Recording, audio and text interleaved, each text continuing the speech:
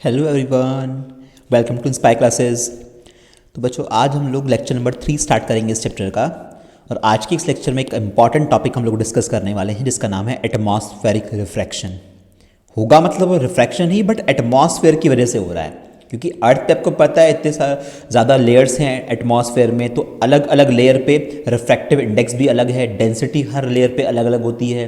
तो जहाँ पे पार्टिकल्स बहुत ज़्यादा होंगे वो डेंसर लेयर हो जाएगी, जहाँ पे पार्टिकल थोड़े कम होंगे वो रेयर हो जाएगी। तो इस वजह से जब लाइट एंटर करेगी ना, हमारे एटमॉस्फेयर में एंटर करेगी बाहर से, तो उसमें रिफ्रैक्शन होता है, यानी हमारे एटमॉस्फेयर में जो पार्टिकल्स प्रेजेंट हैं उसकी वजह से लाइट रिफ्रैक्ट होती है। मैं कह रहा हूँ बार बार रिफ्रैक्ट होती है बल्कि। तो इस कारण से काफ़ी सारी नेचुरल फिनोमिनाज हम लोग को अपने आसपास देखने को मिलती हैं। हम उनको आज डिस्कस कर रहे होंगे। टोटल 4 तरह की आप चीज़ें देखोगे, 4 कारण आप पढ़ोगे। लाइक स्टार ट्विंकल क्यों करते हैं, उसका रीज़न एटमॉस्फेयर में होने वाला रिफ्रैक्शन है। दूसरी बात, प्लैनेट ट्विंकल क्यों नहीं करते, उसका भी रीज़न एटमॉस्फेयर में होने वाला रिफ्रैक्शन है, वो भी बात नहीं समझ में आएगी। भाई स्टार में तो ट्विंकलिंग दिखाई देती है कुछ स्टार्स में, कुछ में ट्विंकलिंग दिखाई नहीं देती है। प्लैनेट्स ट्विंकल करते हुए दिखाई नहीं देते। पहली बात तो प्लैनेट अगर आप टेलीस्कोप लगा के देखोगे भी, कोई नियरेस्ट प्लैनेट भी आपको दिखाई देगा तो ट्विंकल करता हुआ दिखाई नहीं देगा कभी भी, ठीक है। और भी कुछ फिनोमिना है कि सन राइज होने से 2 मिनट पहले ही दिखाई दे जाता है, यानी एक्चुअलिटी में सनराइज नहीं हुआ है, बट 2 मिनट पहले ही सूर्य की किरणें, उसकी रोशनी आनी शुरू हो जाती है। उसका कारण भी एटमॉस्फेरिक रिफ्रैक्शन ही है, ठीक है। चलिए स्टार्ट करते हैं। तो टॉपिक हमारा है बच्चों एटमॉस्फेरिक रिफ्रैक्शन। मीनिंग क्या होता है, आप देख रहे हो ना, जैसे स्टार है और ये हमारी प्यारी सी अर्थ है, इतनी सारी एटमॉस्फेयर की लेयर हैं अलग अलग डेंसिटी की, और हर टाइम डेंसिटी चेंज हो रही है 24/7। भाई तुम्हें क्या पता यहाँ पे कोई मिल चल रही हो, उन्होंने मिल अभी स्टार्ट करी, वहाँ से कुछ धुआं निकला, ये धुआं यहाँ तक पहुँचा, हवा का फ्लो था इधर की तरफ, ये धुआं यहाँ चला गया, तो डेंसिटी चेंज हो गई। मतलब 24/7 कुछ ना कुछ बदलाव हमारे एटमॉस्फेयर की डेंसिटी में लगातार हो रहे हैं और रैंडमली हो रहे हैं। हम प्रिडिक्ट नहीं कर सकते कि किस इंस्टेंट ऑफ टाइम पे कितनी डेंसिटी होगी कहाँ की।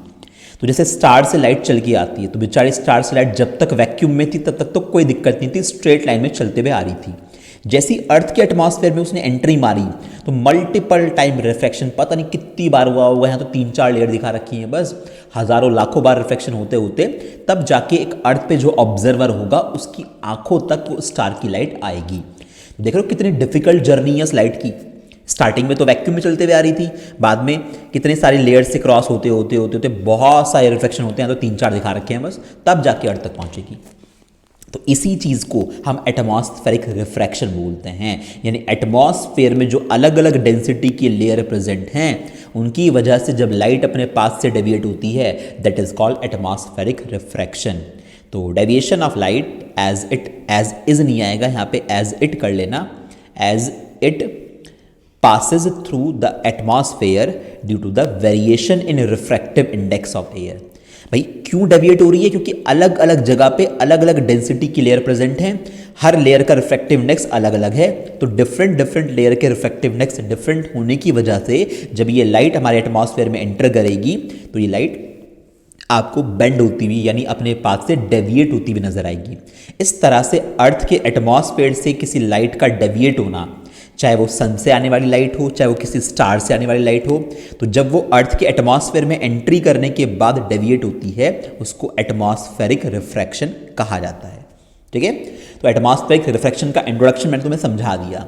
कौन कौन से फिनोमेना हमारे सिलेबस में, पूछो अच्छे से याद रखना कि कौन से फिनोमेना किस टॉपिक से कनेक्टेड थी।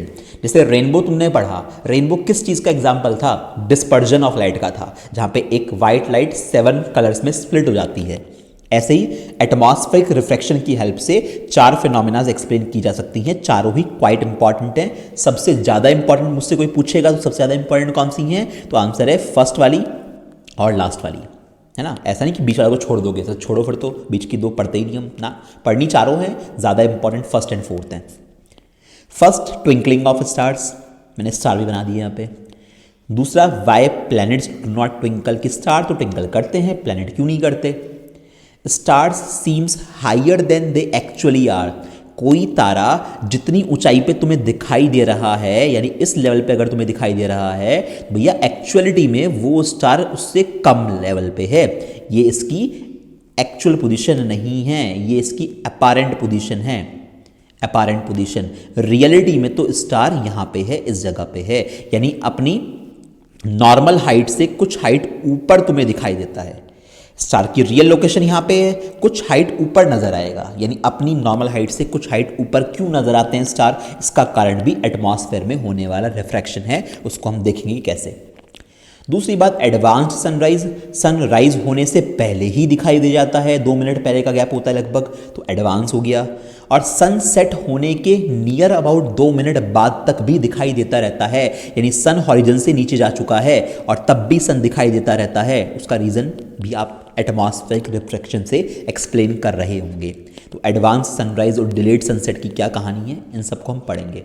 और ये डेटा बड़ा इंटरेस्टिंग है ना, मैं आपको सजेस्ट करूंगा कि आप, एक तो मैं यहाँ से समझा रहा हूँ, यहाँ से पढ़ लेना, आपके पास नोट्स होंगे, आप उन नोट्स से भी एक बार देख सकते हो, एक बार एनसीईआरटी खोल के ज़रा उससे पढ़ने की कोशिश करना, आपको बहुत सारी बातें जानने को मिलेंगी।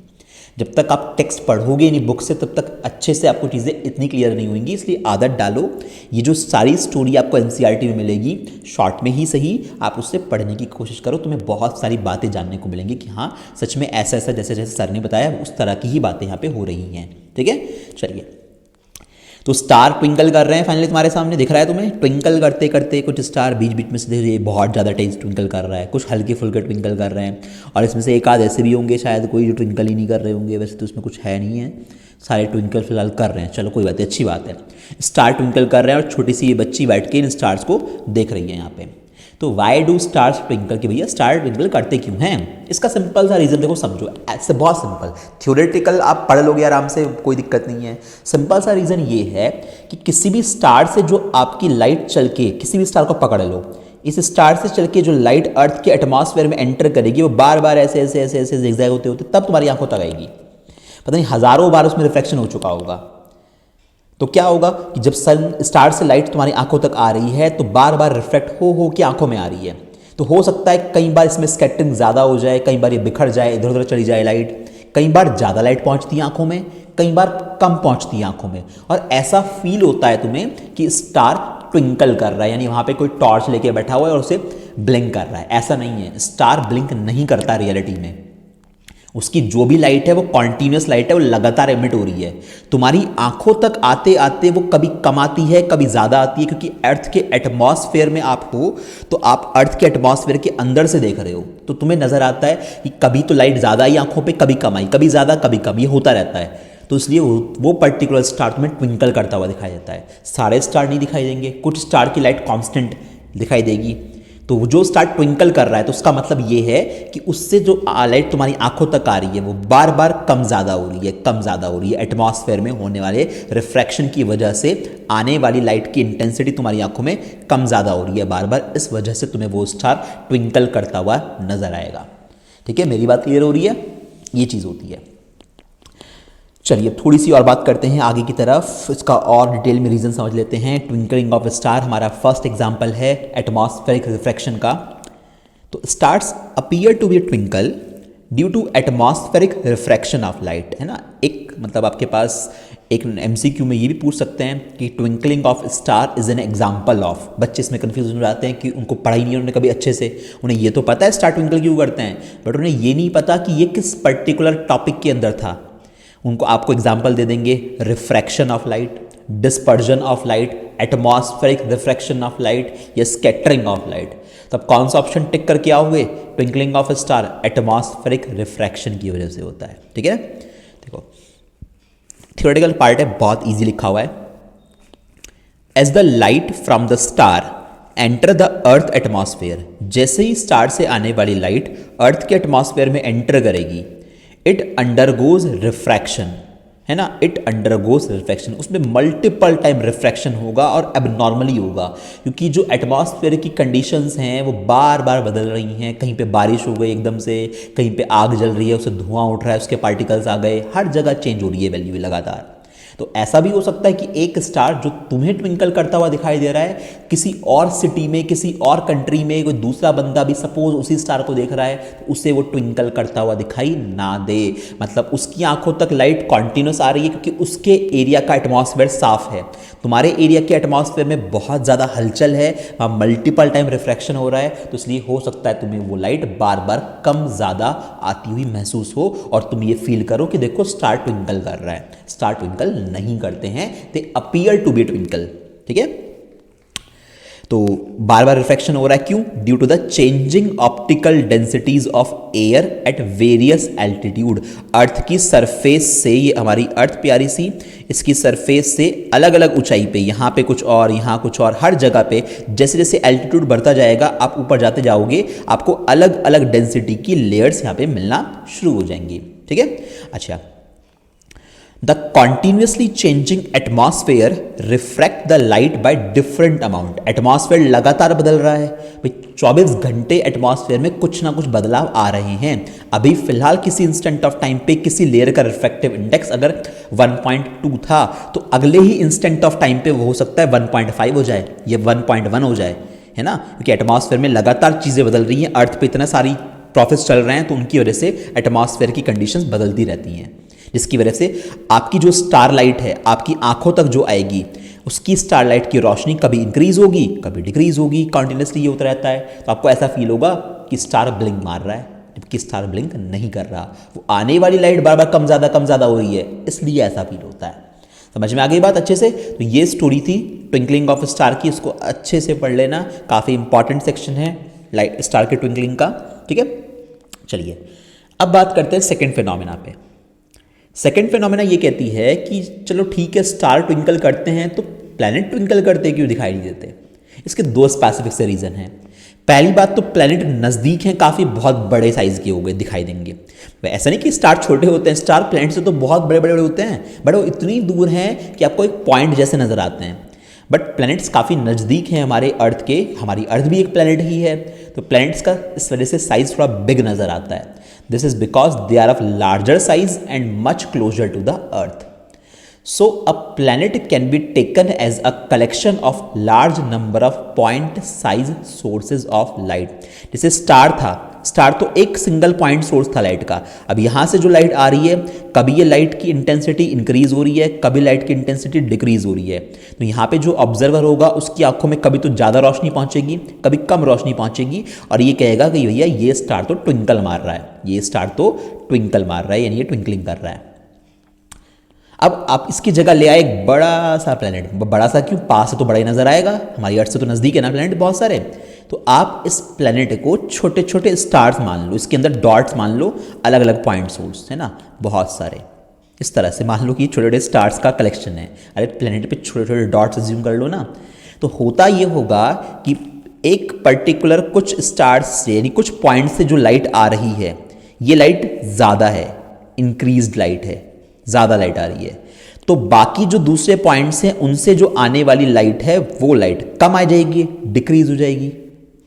यानी आपने अपने प्लैनेट को छोटे छोटे पॉइंट साइज से, छोटे छोटे पॉइंट्स का कलेक्शन मान लिया।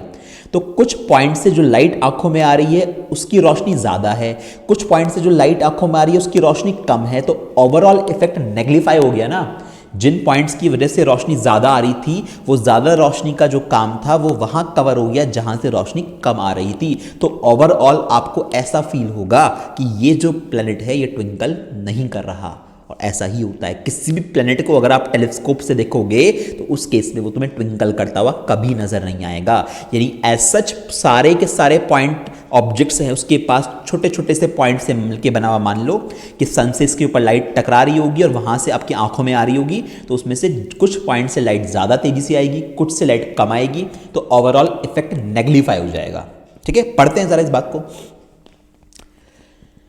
मैंने यहाँ तक बता दिया था आपको कि so a planet can be taken as collection of large number of point size sources of light. Planet को छोटे छोटे पॉइंट सोर्सेज ऑफ लाइट से बना हुआ मान सकते हैं। The dimming effect produced by some of the point sources of light in one part of the planet कुछ हिस्से से प्लेनेट के जो लाइट है रिफ्लेक्ट होके कम आई, क्योंकि इतनी तेज रोशनी उस पर नहीं आ रही होगी सन की, तो कम लाइट रिफ्लेक्ट होके आई। बट कुछ हिस्सा तो ऐसा भी होगा ना जहाँ पे सन की रोशनी ज़्यादा आ रही होगी उस पर, तो वहाँ से ज़्यादा लाइट रिफ्लेक्ट होके आएगी। तो एक साइड का डिमिंग इफेक्ट जो है लाइट का, वो नलीफाई हो जाएगा दूसरी साइड के ब्राइटर इफेक्ट से। यानी एक हिस्से से ज़्यादा लाइट आ रही है, एक हिस्से से कम लाइट आ रही है, तो ओवरऑल तो बैलेंस हो गया ना। ठीक है, चलो। Thus, overall, we can say that brightness of a planet always remains constant. तो overall brightness planet की कम रहती है, मतलब आपकी कांस्टेंट रहती है। जैसे आपके घर में बल्ब थे, नॉर्मल 2 बल्ब लगे हुए थे। अब हुआ क्या, उसमें से अगर आप दोनों ही बल्ब हटा के, पहले आपके पास सपोज 15 वाट के बल्ब लगे हुए थे, आपने दोनों ही बल्ब हटाए और दोनों बल्ब हटा के आपने 40 वाट के लगवा दिए, तो ओवरऑल रोशनी बढ़ जाएगी। समझ रहे हो ना, कहेंगे रोशनी बहुत तेज हो गई। बट यहाँ पे क्या हो रहा है, यहाँ पे ऐसा हो रहा है कि एक बल्ब की पावर तो आपने बढ़ा दी, एक को आपने क्या करा, 15 वाट के पहले 2 बल्ब थे, आपने दोनों को हटाया, एक बल्ब तो 20 वाट का लगवा दिया और एक बल्ब 10 वाट का लगवा दिया, तो अभी भी तो टोटल 30 वाट ही हुआ। यानी आपके पास पहले 15 वाट के बल्ब हुआ करते थे, तो आपने नए बल्ब लिए, एक 20 वाट का लिया जो 5 वाट इससे ज़्यादा है, एक दूसरा बल्ब लिया जो 10 वाट का है, 5 वाट उससे कम है, तो ओवरऑल इफेक्ट तो वही पड़ गया। अभी भी तो 30 बना नहीं बना, यहाँ भी यही हो रहा है कि उस प्लेनेट के ऊपर छोटे छोटे से पॉइंट साइज के बहुत सारे लाइट सोर्स अज्यूम कर लीजिए, उनसे टकरा के तो लाइट आ रही होगी भाई। ये आपका नॉन ल्यूमिनस सोर्स होता है ना प्लेनेट, तो उसकी खुद की थोड़ी ना लाइट होती है, टकरा के सन से लाइट, सन की लाइट टकरा के इससे आ रही होगी, तो कुछ पॉइंट से ज़्यादा लाइट आएगी, कुछ पॉइंट से कम लाइट आएगी, तो ओवरऑल इफेक्ट नलीफाई हो जाएगा एंड वी फील दैट कि प्लैनेट ट्विंकल नहीं करते, और हमें ऐसा ही लगेगा और होता भी यही है, इसलिए प्लैनेट ट्विंकल करते हुए दिखाई नहीं देते हैं। पूछा जा सकता है एग्जाम में, पढ़ लेना एक बार। ठीक है, चलिए तीसरे फिनोमेना पे आते हैं। इतने सारे देखो स्टार्स कितने सारे दिखाई दे रहे हैं स्काई में, काफ़ी क्लीन स्काई होगा। Why the stars seems higher than they actually are. भैया स्टार जितनी ऊंचाई पे तुम्हें दिख रहे हैं ना, मैंने बताया था बना के, अगर एक स्टार तुम्हें यहाँ नज़र आ रहा है, इसका लेवल यहाँ पे है, ठीक है, आप यहीं खड़े हुए, मान लो आप ये हो, एक स्टार तुम्हें यहाँ नज़र आ रहा है, ये स्टार रियलिटी में इससे किसी लोअर लेवल पे है, इस जगह पे लाइक, यानी इतना हाइट का गैप पड़ गया, लगभग इतना फर्क नज़र आया तुम लोगों को हाइट में। देख रहे हो, ये इसकी रियल पोजीशन है स्टार की, ये इसकी अपैरेंट पोजीशन है स्टार की। तो स्टार अपनी एक्चुअल पोजीशन से थोड़ा ऊंचाई पे दिखाई देते हैं, इसका कारण भी लाइट का रिफ्रैक्शन ही है जो एटमॉस्फेयर से होता है। देख लीजिए, बहुत क्लैरिटी से समझाया है यहाँ तो 3 डायमेंशनल व्यू में। हमारी ये हमारी अर्थ का एटमॉस्फेयर इस पूरे एरिया में, स्टार एक्चुअलिटी में यहाँ पे है, रियलिटी ये है स्टार की। यहाँ से लाइट आई सीधी सीधी चलती आई, वैक्यूम तक तो ठीक था, जैसे ही अर्थ के एटमॉस्फेयर में आई तो बेंड हो जाएगी, मल्टीपल टाइम बेंड होगी। सिंप्लिसिटी के लिए एक बार दिखा रखा है ना, मल्टीपल टाइम बेंड होते होते ऐसे घूम के ऑब्जर्वर की आंख में आएगी, यहाँ ऑब्जर्वर बैठा होगा, उसकी आइज लाइट को बैक ट्रेस करेंगी, पीछे की तरफ बैक ट्रेस करेंगी, तो उसको ऐसा फील होगा कि स्टार यहाँ कहीं पे है। आप देख रहे हो, लेवल स्टार्टिंग में कौन सा था, स्टार्टिंग में लेवल ये था स्टार का, अगर स्टार से पास होते हुए लाइन खींचो, शुरुआत का लेवल ये है, और एक्चुअलिटी में तुम्हें स्टार दिखाई कहाँ पे दिया, अपैरेंट पोजीशन है उसकी ऊपर, तो स्टार है यहाँ पे, दिखाई यहाँ पे दे रहा है। This is the apparent position of the star, this is the apparent position of the star, और ये उसकी कौन सी है, ये उसकी रियल पोजीशन है। तो ये क्यों हुआ है, लाइट आई, मुड़ गई, बेंड हो गई, एटमॉस्फेयर की वजह से रिफ्रैक्शन हो गया, इसलिए ऐसा हुआ है। अगर लाइट सीधी आंख में आती, बेंड ना होती, तो इसको, इस बंदे को स्टार यहीं दिखाई देता, वहां दिखाई नहीं देता, ऊंचाई पे दिखाई नहीं देता। बट एटमॉस्फेयर है तो रिफ्रैक्शन जरूर होगा, रिफ्रैक्शन होगा तो स्टार अपनी ओरिजिनल लोकेशन से थोड़ा सा ऊपर ही नजर आएगा आपको। ठीक है जी, चलो रीजन पढ़ते हैं यहाँ पे। पहले यहां देख लो, to an observer on earth, earth पे कोई ऑब्जर्वर बैठा हुआ है, it appears that the star is higher, उसको ऐसा फील होता है कि स्टार ऊंचाई पे है, यानी स्टार जिस जगह तुम्हें दिखाई दे रहे हैं, जितने भी तारे तुम्हें दिखाई देते हैं जिस जगह पे अर्थ पे से तुम देख रहे हो, वो एक्चुअलिटी में थोड़ा सा नीचे हैं, थोड़ा सा ही नीचे हैं, बहुत पास नहीं है। This is due to the atmospheric refraction. As the light coming from a star enters the earth atmosphere, it undergoes refraction and bends towards the normal. जैसे लाइट एंटर करी एटमॉस्फेयर में, रिफ्रैक्शन हुआ और बेंड हो गई, इस वजह से इसकी अपैरेंट पोजीशन स्टार की पहले से ऊंचे बने, समझ रहे हो ना, पहले से ऊंचे। जितनी लगभग लाइट ट्रेस करके आई है उतना ही पीछे तक की तरफ जाना पड़ेगा। कई बार बच्चे बोलते हैं सर यहाँ पे क्यों नहीं बनाया आपने, भैया एक बार बताओ, आप इतनी दूर वाले स्टार को देख रहे हो तो इतनी डिस्टेंस लगभग बनाओगे ना पीछे की तरफ भी, तो यहाँ पे क्यों बनाऊंगा मैं स्टार, मैं पीछे की तरफ ले जाऊंगा लगभग, मैं बल्कि यहाँ बनाऊंगा।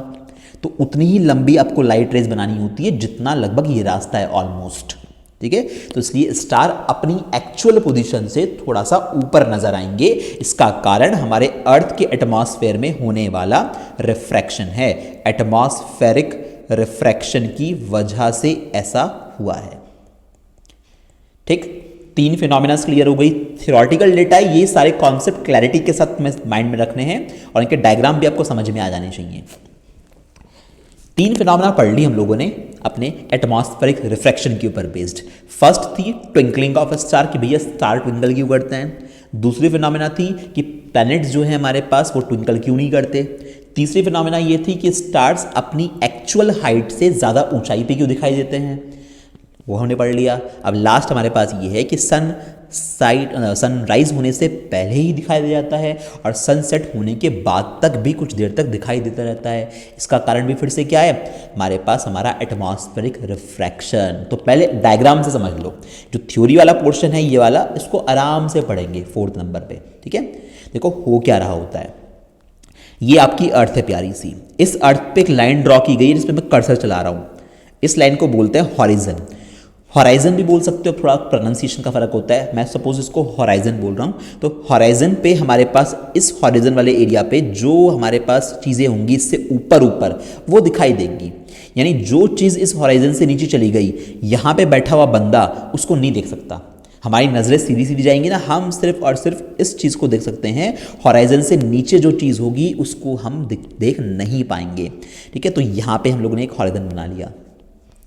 सन एक्चुअलिटी में अभी इस हॉराइजन से नीचे है, यानी अभी इस टाइम पे सनराइज नहीं हुआ है एक्चुअलिटी में, सन अभी हॉराइजन से नीचे है। बट होता ये है, लाइट तो लगातार एमिट कर रहा है सन, तो कुछ लाइट रे सन से चलते चलते चलते चलते अर्थ के एटमॉस्फेयर में एंट्री मारती हैं, और अर्थ के एटमॉस्फेयर में जैसे ही उन्होंने एंट्री मारी तो यहाँ से हो जाता है रिफ्रैक्शन, मल्टीपल टाइम रिफ्रैक्शन होगा और करते करते वो उस ऑब्जर्वर की आंखों तक पहुंच जाएंगी। यानी सन देख लो हॉरिजन से नीचे है, तब भी कुछ लाइट सन की अर्थ के एटमॉस्फेयर में बेंड होके आंखों तक पहुंच गई ऑब्जर्वर के, और ऑब्जर्वर की आंखों ने इसको बैक ट्रेस किया और ऑब्जर्वर को ऐसा फील हुआ कि सूरज निकल आया, सनराइज हो गया।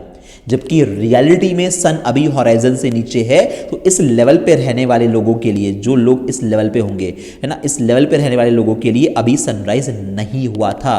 बट सन के आने वाली लाइट का एटमॉस्फेयर में रिफ्रैक्शन हो जाने की वजह से वो हमें सन पहले ही दिखाई देना शुरू हो जाता है। ये कितना टाइम गैप होता है, नियर अबाउट ये टाइम गैप 2 मिनट के आसपास का होता है। यानी अभी सन को हॉराइजन से ऊपर आने में 2 मिनट लगने थे, बट 2 मिनट पहले ही आपको सन दिखाई दे जाता है। यानी सुबह के टाइम आपके पास 2 मिनट का इंक्रीमेंट हो गया, सनलाइट 2 मिनट फालतू आई या नहीं आई, ठीक है।